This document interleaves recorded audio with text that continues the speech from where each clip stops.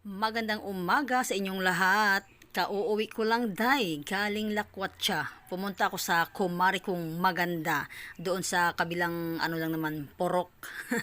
Kasi sa amin ay Purok 1, sa kanila ay Purok 3. At doon na nga, hindi talaga ako umuwi na hindi mahingi ng luya or luya na pantanim. At syempre yung ano bang mga pwede itanim natin day. At alam nyo, sabi ng aking kumari, magtanim na lang daw ako kaysa hingi ng hingi ako. O, di ba tama naman siya. At hindi ko talaga tinantanan na hindi ako makadala ng ampalaya day. Oh, ang dami kasi ang bunga ng mga ano niya doon, mga garden day. Klase-klase ng mga ano mga gulay kaya nahihingi tayo ng pang-ulam day at merong nag-iisang alams na at binigyan pa ako ng alugbati day. Ang daming alugbati talaga day na kulay puti ay green. Green pala. Kasi dalawang klase yung alugbati, 'di ba? May kulay yung isa pula, 'di ba? At may atsal pa day. Ang dami kong nahingi, 'di ba? Kailangan talaga magtanim-tanim tayo.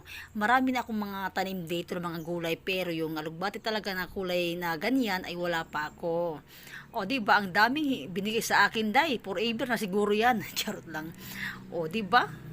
Ay naku Mads, ano ba yan? Ang dami mo talaga pinadala lugbati, day. At alam nyo, ako talaga ay mahilig sa mga tanim-tanim, halaman man, magulay, ay the best talaga yan. Yan ang hilig ko.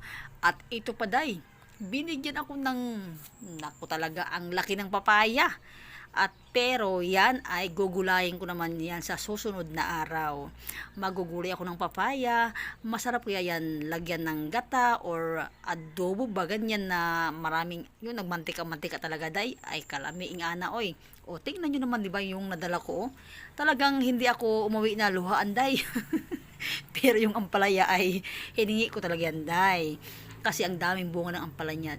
At ito lang naman yung lahat na nahingi o galing sa kanila. O, diba? Bonggisius, lebre olam na. Ganito talaga dito sa barangay namin. Halos lahat ng mga bahay-bahay ay may mga sariling mga tanim. Ganyan talaga yung dapat gawin natin, no. Magtanim tayo pag may time, pag may bakante na lupa, ay magtanim tayo dahil kahit naman na sa mga palanggana lang na mga hindi na magagamit, na may mga butas na, pwede natin yan taniman at or lagay sa sako, o 'di ba? So yun lang, bye-bye. God bless us all.